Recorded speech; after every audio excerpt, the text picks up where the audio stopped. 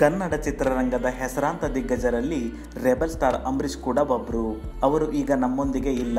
ಆದರೂ ಕೂಡ ಅವರ ನೆನಪು ಕನ್ನಡಿಗರ ಮನಸ್ಸಲ್ಲಿ ಯಾವಾಗ್ಲೂ ಅಚ್ಚಳಿಯಾದ ಹಾಗೆ ಇರುತ್ತೆ.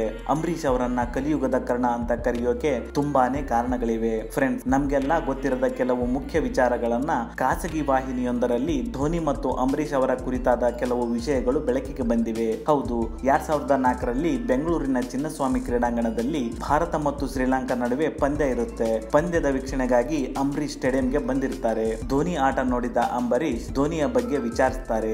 ಆಗ ಅವರು ಬಡತನದಲ್ಲಿರುವುದು ಗೊತ್ತಾಗಿ ಪಂದ್ಯ ಮುಗಿದ ನಂತರ ಧೋನಿಗೆ 2 ಲಕ್ಷ ರೂಪಾಯಿ ಕೊಟ್ಟು ಅವರ ಆಟಕ್ಕೆ ಪ್ರೋತ್ಸಾಹ ನೀಡಿದ್ರಂತೆ. ನೋಡಿದ್ರಲ್ಲ ಫ್ರೆಂಡ್ಸ್, ಅದಕ್ಕೆ ಅಂಬರೀಷ್ ಅವರನ್ನ ಕಲಿಯುಗದ ಕರ್ಣ ಅಂತ ಕರೆಯೋದು.